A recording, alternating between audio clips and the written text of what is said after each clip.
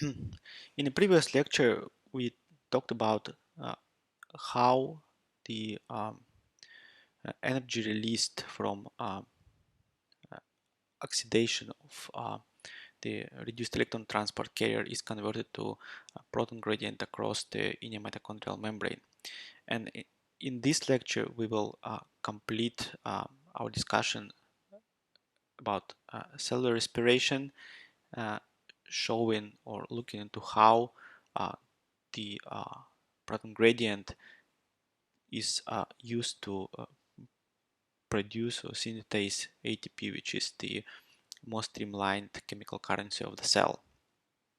So the theory which describes this coupling is referred to as chemiosmotic model of ATP synthesis, and shows how the gradient of protons across the inner mitochondrial membrane is converted to proton motive force and used to produce ATP by the function of ATP synthase.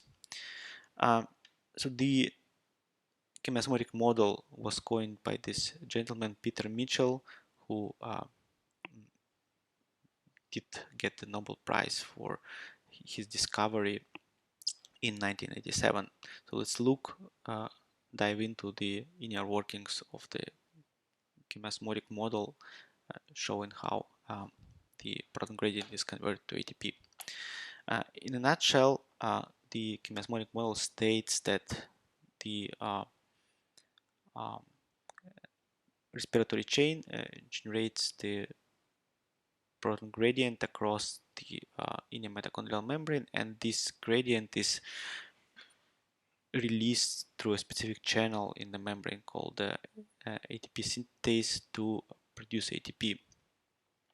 So the question is what is the origin of free energy in this process, which is required for ATP synthesis from its substrates ADP and inorganic phosphate. And this energy is referred as to the proton motive force or electrochemical potential. It has two sources. First, the difference in a proton concentration across the membrane gives rise to chemical potential, because the gradient of concentration has tendency to get released to get equilibrated, and thus producing some free energy. And this could be this again referred to as chemical potential, and could be calculated knowing the gradient of proton concentration across the inner mitochondrial membrane. And another source of free energy is the difference in the charge concentration, so the charge disproportion across the inner mitochondrial membrane, where more protons outside and less protons on inside generates the charge distribution that gives rise to electric field across the inner mitochondrial membrane, and hence generates the difference in electric potential. And this gives to the electric potential part of the electrochemical gradient that could be well also calculated knowing the difference in the charge concentration and the length of the inner mitochondrial membrane. This way one could appreciate that this disproportionation of protons generates the difference in electrochemical potential, and hence if we imagine that we would pump the proton back along this gradient, the free energy would be released, referred again as a proton motive force. And the chemiosmotic model states that this specific complex ATP synthase in the inner mitochondrial membrane utilizes this free energy release to conserve it in the chemical energy by synthesizing ATP from ADP and organic phosphate. in a sense, the function of this system could be compared to the function of the hydroelectric power plant, which where the gradient in proton concentration across the inner mitochondrial membrane could be compared to the gradient of water level across the river dam, where the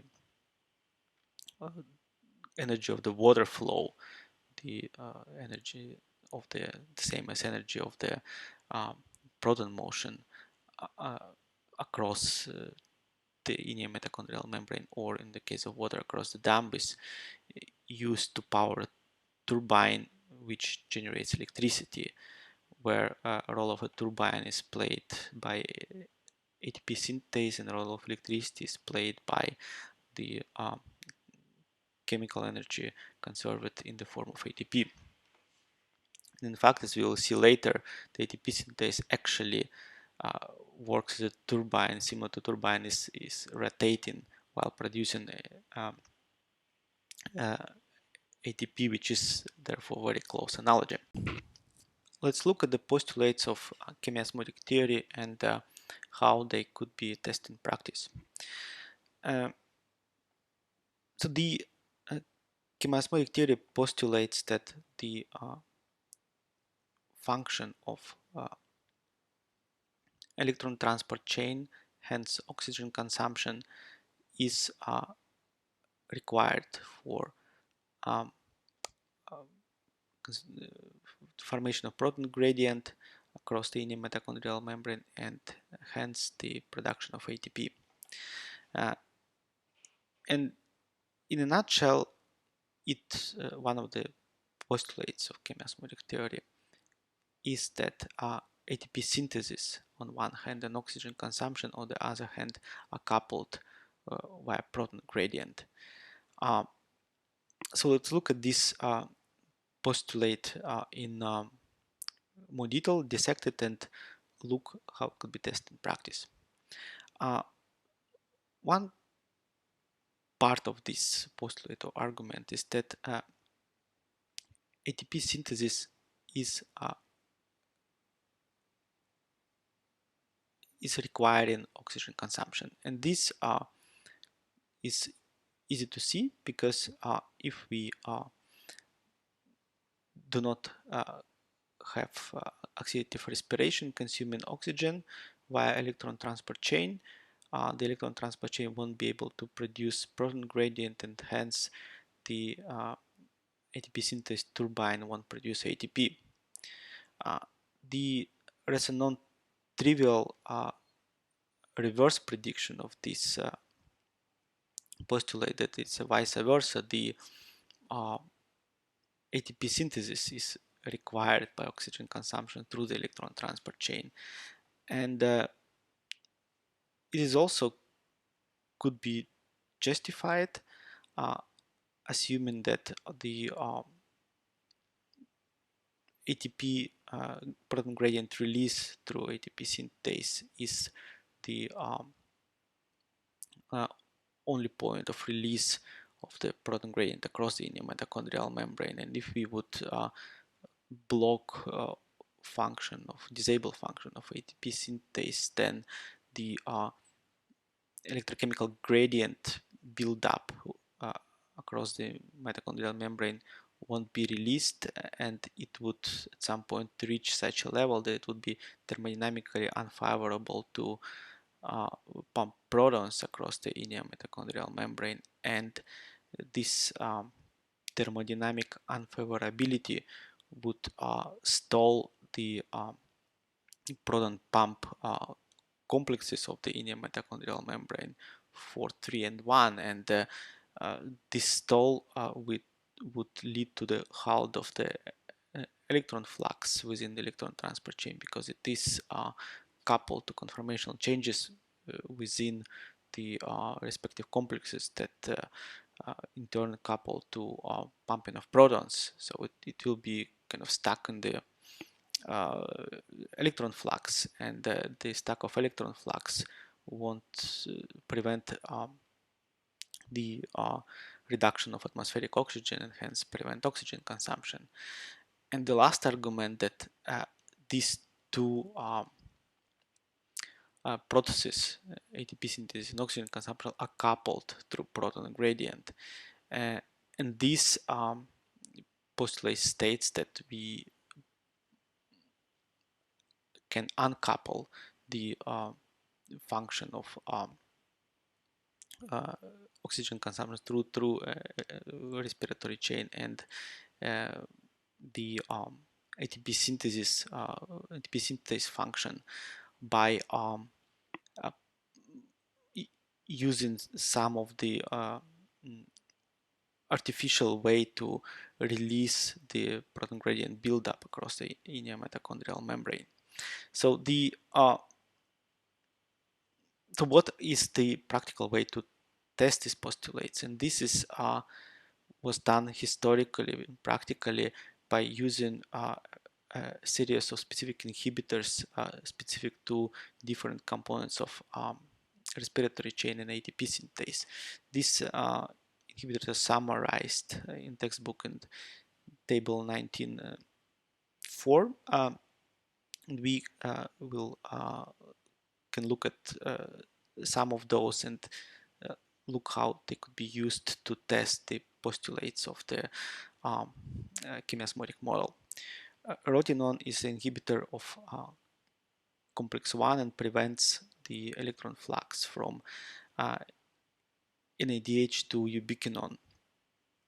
The antinomycin A is antibiotic, which is a specific inhibitor of complex 3 and prevents electron flux upstream of complex 3 or downstream, sorry, of complex 3.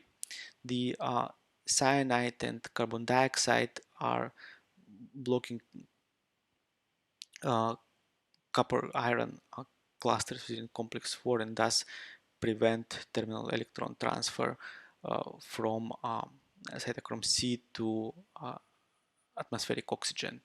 And aligamycin is the blocker of the membrane part, FO part of the ATP synthase, thus producing stall in the ATP synthase turbine, preventing release of the proton gradient. And there are a series of proton couplers for mitochondrial membrane. One of those is dinitrophenol, and dinitrophenol is able to cross mitochondrial membrane both in uncharged protonated state and in a charged deprotonated state due to high degree of electron delocalization, and this way could shuttle back the proton gradient difference across the inner mitochondrial membrane. So this is the uncoupler. So lastly, how one could experimentally test the postulates and prediction of chemiosmotic theory. And this could be done in a system where the mitochondria are isolated and placed in a sensor compartment that can sense both the partial pressure of oxygen and the concentration of ATP. And this way one could measure how different inhibitors and combination of inhibitors with different substrates for the respiratory chain affect the oxygen consumption and ATP synthesis by the respiratory chain, and then see how it copes with the prediction of the chemiosmotic model. So let's look at some of these.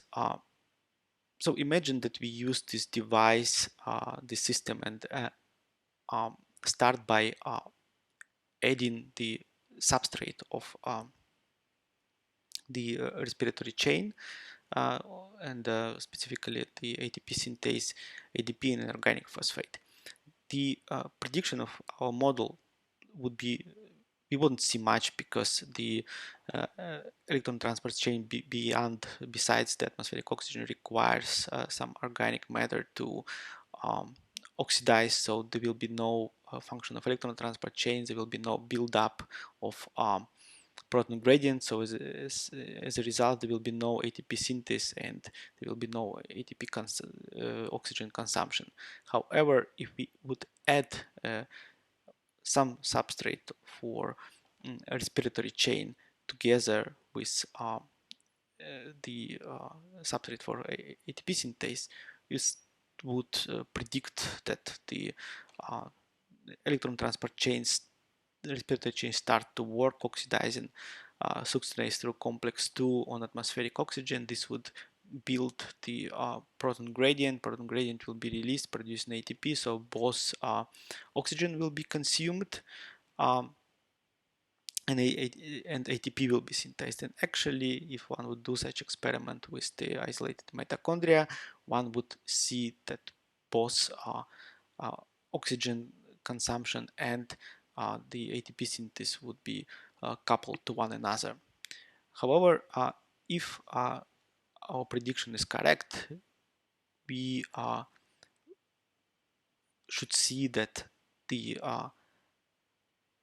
having the substrate for ATP synthase is essential prerequisite to um, function of the respiratory chain. So if we would start feeding the respiratory chain, and if we would have atmospheric oxygen but wouldn't have substrate for ATP synthase, we wouldn't be able to produce neither ATP nor consume oxygen. Well, because our postulate is that the oxygen consumption by respiratory chain and ATP synthesis are coupled through the proton gradient. In this condition, the proton gradient couldn't be released because ATP synthesis is out because of the lack of the substrate. And not surprisingly, if we would perform such an experiment in our experimental system, we would see that addition of succinate and having oxygen is not sufficient to drive oxygen consumption, and we would need a substrate for ATP synthase to both consume oxygen and produce ATP. So this is another argument of coupling. So then, so what will happen if we have, for example, in this system on the left, oxygen consumption and ATP synthesis happily going, but would stuck, would let electron transport chain to stuck, for example, by producing addition of cyanide. And the prediction would be that this would stall electron flux through the electron transport chain. The electrons won't be able to end up on oxygen, and this would stop the electron flux, and as such would stop the consumption of oxygen. But then our prediction that it would automatically affect the ATP synthesis, because if the electron flux is stuck, then the proton pumps will be stuck, and this the proton gradient won't be generated, and then would bring the ATP synthase to halt at the end, because there will be thermodynamic equilibrium between um, the proton motive force and the energy required for ATP synthesis. And not surprisingly, that's what we would see if we would add suddenly cyanide to this system.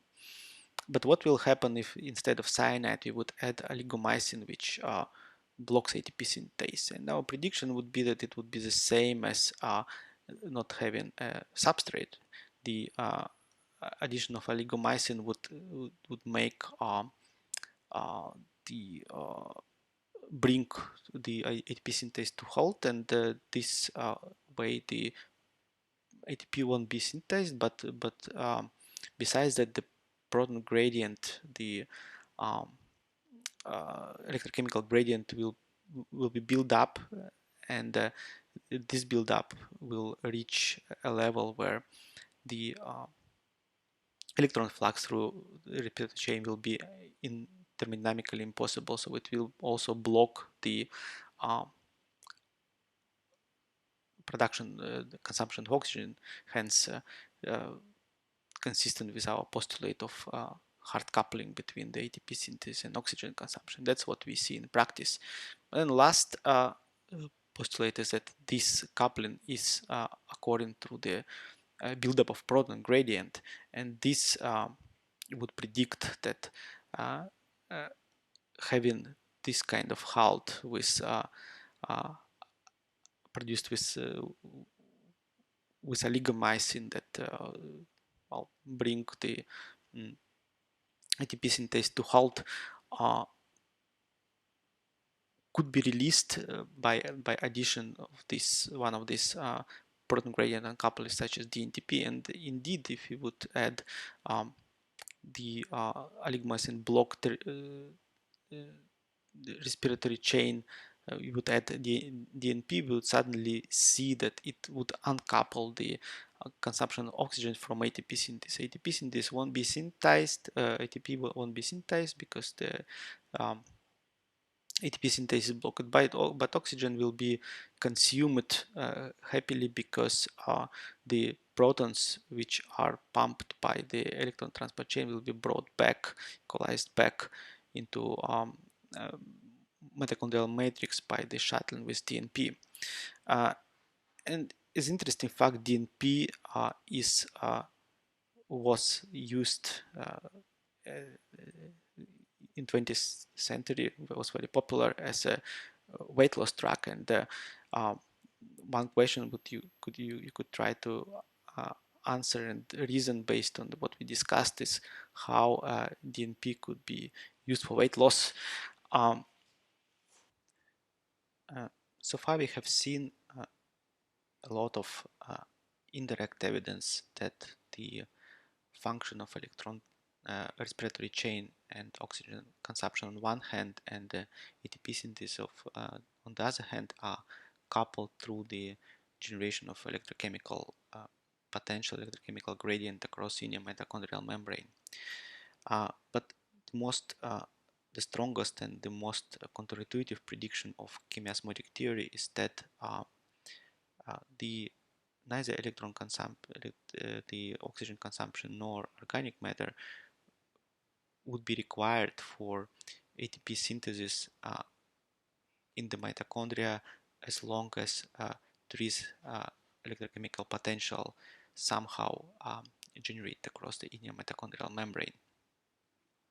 And this illustration on the right shows one of the classical experiments that show how the chemiosmotic theory could explain the generation of ATP in isolated mitochondria without neither oxygen nor organic matter provided, uh, and by only manipulating the salt concentration of the buffers to which mitochondria are exposed.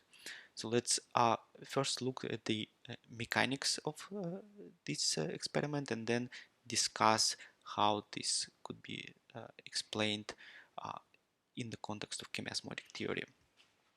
So in such experiment, the mitochondria are isolated and first incubated in a buffer with pH of 9.0 and 100 millimolar concentration of potassium chloride.